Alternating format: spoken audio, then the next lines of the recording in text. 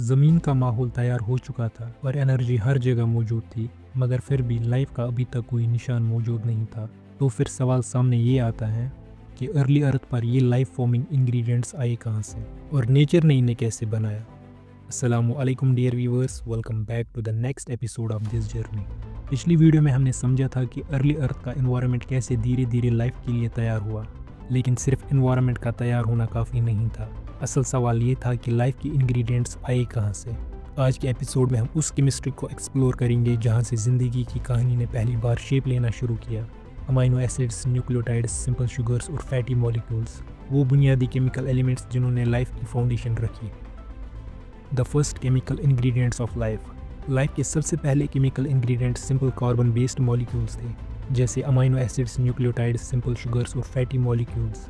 Fatty molecules, जिसे हम scientifically lipids कहते हैं, खासकर फैटी एसिड्स, इनके साथ कुछ और छोटे ऑर्गेनिक कंपाउंड्स भी मौजूद थे। ये सब प्रीबायोटिक रॉ मटेरियल्स थे, मतलब ये जिंदा सेल्स या ऑर्गेनिजम्स नहीं थे, बल्कि वो बुनियादी केमिकल्स थे जिनके ऊपर आगे जाकर लाइफ की इमारत खड़ी होनी थी। सबसे पहले बात करते हैं अमाइनो एसिड्स की। अमाइनो एसिड्स छोटे ऑर्गेनिक मॉलिक्यूल्स होते हैं जो प्रोटीन्स की बिल्डिंग ब्लॉक्स का काम करते हैं। आगे चलकर लिविंग सिस्टम्स में ये अमाइनो एसिड्स लंबी चेन्स बना लेते हैं जिनको हम प्रोटीन्स कहते हैं। यही प्रोटीन्स एंजाइम्स के तौर पर काम करते हैं, यानी केमिकल रिएक्शंस को फास्ट करते हैं और सेल्स का स्ट्रक्चरल कंपोनेंट बनते हैं। इस स्टेज पर अमाइनो एसिड सिर्फ बिल्डिंग मटेरियल्स हैं। अभी ये किसी प्रोटीन का हिस्सा नहीं है और ना ही कोई जिंदा सिस्टम। अब आते हैं न्यूक्लियोटाइड्स पर। न्यूक्लियोटाइड्स छोटी यूनिट्स होते हैं जो जुड़कर न्यूक्लिक एसिड्स बनाते हैं, यानी आरएनए और डीएनए। जिंदा सिस्टम में ये न्यूक्लिक एसिड्स इंफॉर्मेशन को स्टोर करते हैं और एक जनरेशन से दूसरे जनरेशन तक ट्रांसमिट करते हैं। इसलिए न्यूक्लियोटाइड्स को हम फ्यूचर लाइफ के लिए इंफॉर्मेशन कैरिंग इंग्रेडिएंट्स कह सकते हैं। अभी के स्टेज पर ये इंफॉर्मेशन रेडी कर रहे हैं, लेकिन अभी कोई जेनेटिक सिस्टम एक्टिव नहीं है। अब हम बात करेंगे सिंपल शुगर्स की। सिंपल शुगर्स, जिन्हें मोनोसैकेराइड्स कहते हैं, जैसे ग्लूकोज और राइबोज, ये भी छोटे ऑर्गेनिक मॉलिक्यूल्स होते हैं।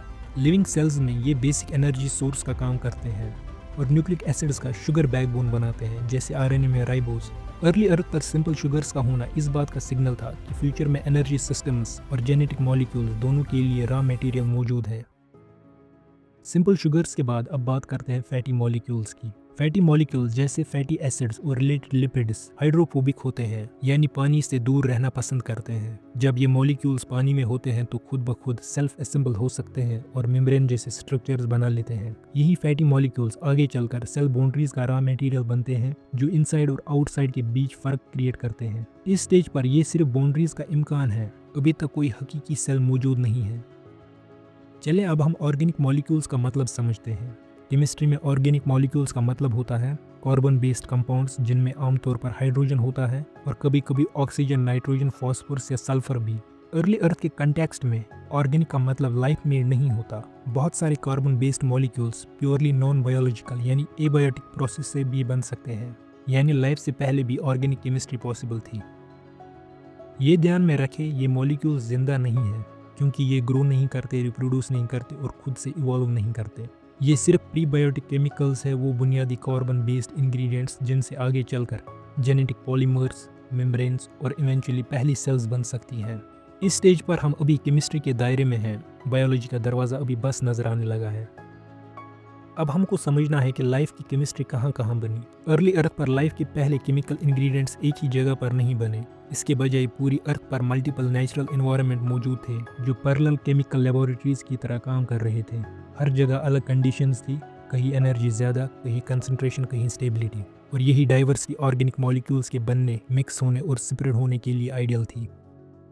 अर्ली अर्थ के ओशंस वास्ट रिएक्शन मीडियम्स की तरह काम करते थे। पानी के अंदर डिसॉल्व्ड मिनरल्स थे, हीट सोर्सेज मौजूद थी और एनर्जी सनलाइट या अंडर वाटर सिस्टम्स से मिल रही थी। ये सब मिलकर केमिकल रिएक्शंस को कंटिन्यूअसली ड्राइव करता रहा। ओशंस का एक बड़ा फायदा ये था कि ये स्टेबल और वेल मिक्स्ड सिस्टम्स थे। इस स्टेबिलिटी की वजह से अमीनो एसिड्स, सिंपल शुगर्स जैसे नए बनने वाले मॉलिक्यूल्स लॉन्ग टाइम तक सर्वाइव कर सकते थे और धीरे धीरे एक्यूमुलेट होकर आपस में मिलकर इंटरेक्ट कर पाते थे।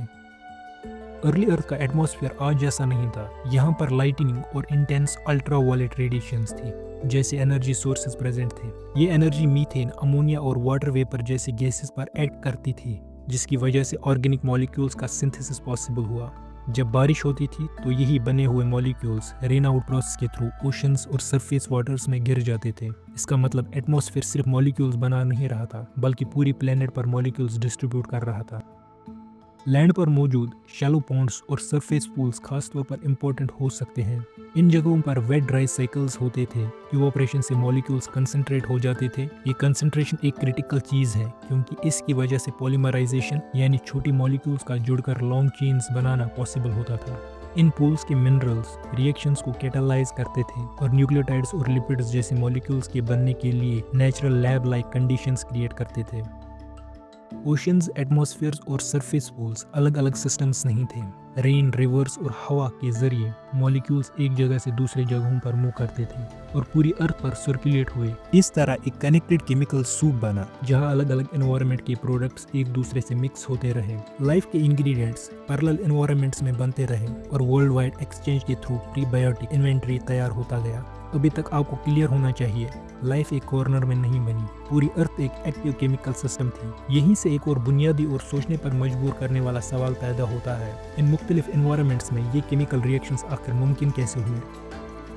अब हम ये समझने की कोशिश करेंगे एनर्जी ने केमिस्ट्री को कैसे चलाया। अर्ली अर्थ पर ऑर्गेनिक मॉलिक्यूल्स अचानक से अपीयर नहीं हुए। ये molecules energy driven chemical reactions के थ्रू बने, जहाँ सिंपल इनऑर्गेनिक गैसेस धीरे धीरे लाइफ के बिल्डिंग ब्लॉक्स में कन्वर्ट होते गए।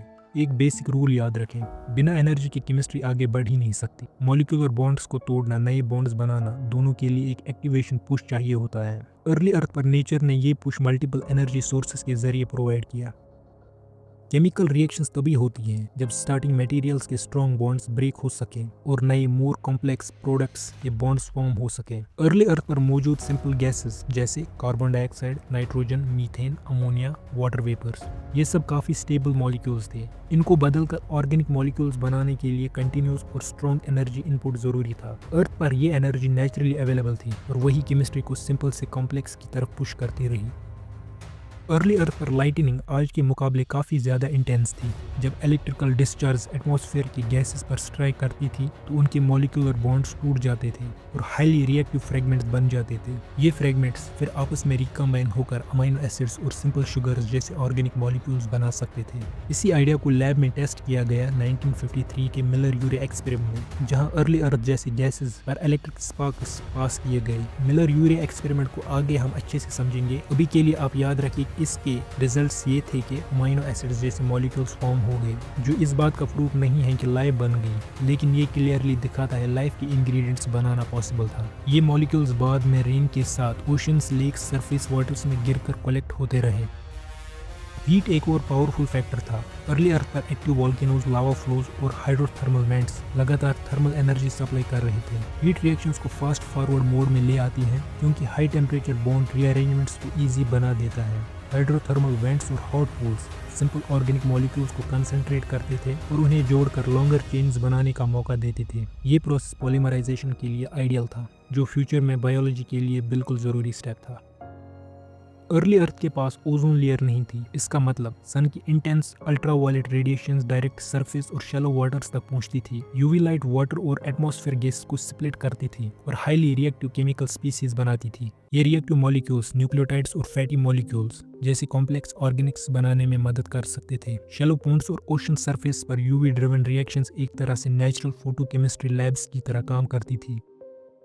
तो चलिए इन पूरे प्रोसेस को एक चेन में समझते हैं, जिससे पिक्चर और क्लियर हो जाएगी। शुरुआत होती है सिंपल गैसेस से, जैसे carbon dioxide, nitrogen, water vapour और मीथेन, जो अर्ली अर्थ के एटमॉस्फेयर और ओशंस में मौजूद थे। फिर आती है एनर्जी, लाइटनिंग, वॉल्केनिक हीट और यूवी रेडिएशंस। ये एनर्जी मॉलिक्यूल्स के बॉन्ड्स तोड़ती और नए बॉन्ड्स बनवाती, जिससे बेसिक ऑर्गेनिक मॉलिक्यूल्स जैसे फॉर्मल्डिहाइड और हाइड्रोजन साइनाइड बनते। धीरे धीरे ये basic molecules complex organic molecules में बदल गए, जैसे amino acids, nucleotides, simple sugars और फैटी मॉलिक्यूल्स, जो फ्यूचर लाइफ के बिल्डिंग ब्लॉक्स हैं। और याद रखिए, ये सब प्रोसेसेस एक ही जगह एक ही टाइम पर नहीं हुए। ये पैरेलल एनवायरनमेंट्स में मिलियंस ऑफ ईयर्स के दौरान ग्रेजुअली स्टेप बाय स्टेप एक ही सिंक्रोनाइज्ड फ्लो में डेवलप हुए। तो अगर इन पूरे प्रोसेसेस को एक ही टेबल फॉर्मेट में देखें तो कुछ इस तरह से नजर आएगा। सबसे पहले सिंपल गैसेस, और उसके बाद एनर्जी सोर्सेस, उसके बाद basic organic molecules and then complex organic molecules. इस पॉइंट पर हमें ये समझ में आ जाना चाहिए, मॉलिक्यूल्स मैजिक से नहीं बने। एनर्जी ने केमिस्ट्री को चलाया और कॉम्प्लेक्सिटी ग्रेजुअली बिल्ड हुई। तो अगला नेचुरल सवाल बनेगा, ये सब कब हुआ और कितना वक्त लगा।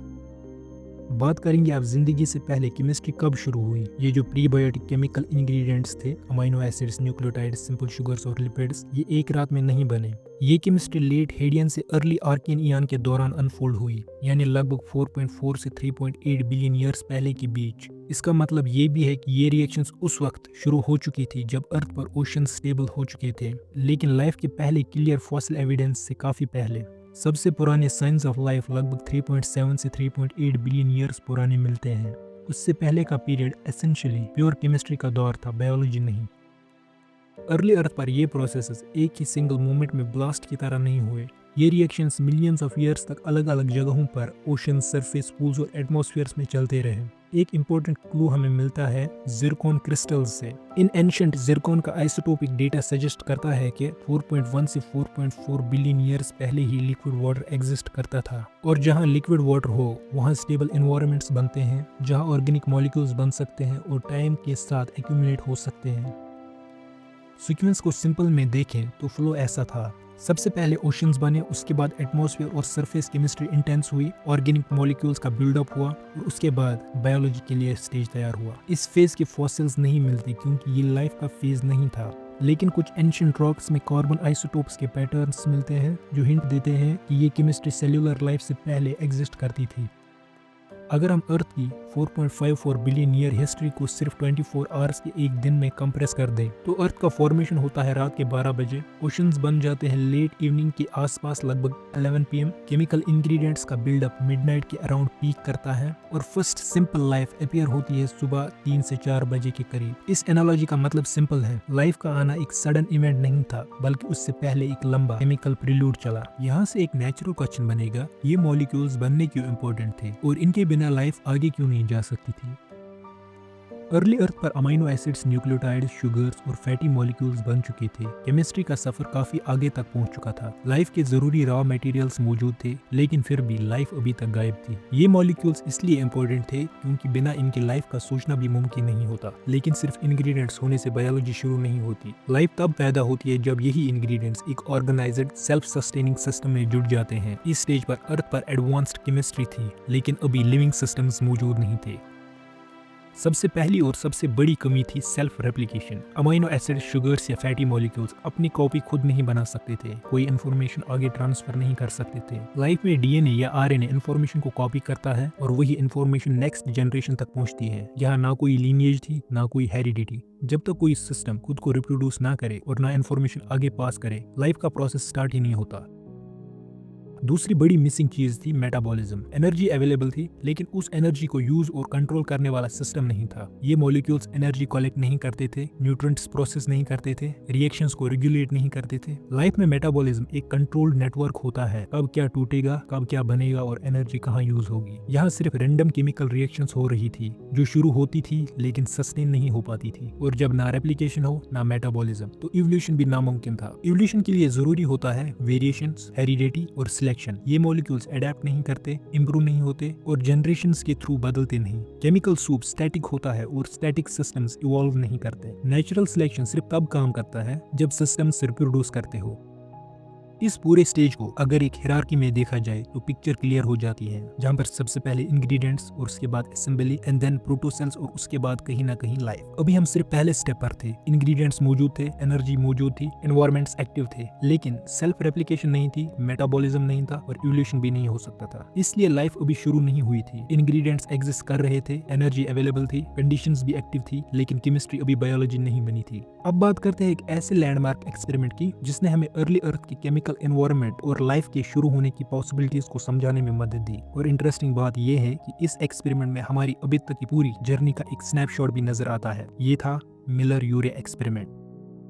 एक बड़ा सवाल था, क्या बिना लाइफ के इंग्रेडिएंट्स बन सकते थे? इसके लिए एक एक्सपेरिमेंट परफॉर्म किया गया, मिलर-यूरे एक्सपेरिमेंट। मिलर यूरे एक्सपेरिमेंट ने ये दिखाया कि लाइफ के basic chemical ingredients simple gases से भी बन सकते हैं अगर कंडीशन अर्ली अर्थ जैसी हो। ये एक्सपेरिमेंट 1953 में स्टैनली मिलर और हैरोल्ड यूरे ने कंडक्ट किया था। एक बात यहाँ क्लियर करना जरूरी है, ये एक्सपेरिमेंट लाइफ का प्रूफ नहीं था बल्कि एक प्रूफ ऑफ प्रिंसिपल था कि बायोलॉजी के बिना भी ऑर्गेनिक मॉलिक्यूल्स बन सकते हैं। इस एक्सपेरिमेंट का असली सवाल ये था कि लाइफ के बिल्डिंग ब्लॉक्स जैसे अमाइनो एसिड्स बिना किसी लिविंग सिस्टम के सिर्फ इनऑर्गेनिक गैसेस से नेचुरली बन सकते हैं। यानी अगर अर्ली अर्थ के एटमॉस्फेयर में एनर्जी प्रेजेंट हो तो क्या केमिस्ट्री अपने आप लाइफ के प्रिकर्सर्स क्रिएट कर सकती है। ये एक्सपेरिमेंट इसी हाइपोथेसिस को टेस्ट करता है। मिलर और यूरे ने एक सील्ड गैस एपैरेटस बनाया। इसमें उन्होंने शामिल किया वाटर वेपर्स, मीथेन, अमोनिया और हाइड्रोजन। ये गैसेस उस वक्त अर्ली अर्थ के रिड्यूसिंग एटमॉस्फेयर को रिप्रेजेंट करती थी। सिस्टम के एक पार्ट को हीट किया गया ताकि वाटर वेपर बने जैसे अर्ली ओशन से इवोपरेशन होती हो, और दूसरे पार्ट में इलेक्ट्रिक स्पार्क्स जनरेट किए गए। ये एनर्जी मिक्सचर के अंदर सर्कुलेशन के साथ लगातार रिएक्शंस को ड्राइव करती रही और जो भी न्यू कंपाउंड्स बने वो ठंडे हिस्से में कंडेंस होकर एक लिक्विड केमिकल सूप में कलेक्ट हो गए। कुछ ही दिनों के अंदर रिसर्चर्स ने ये देखा कि सूप में अमाइनो एसिड्स जैसे ग्लाइसिन और एलानिन और कुछ ऑर्गेनिक कंपाउंड्स मौजूद थे।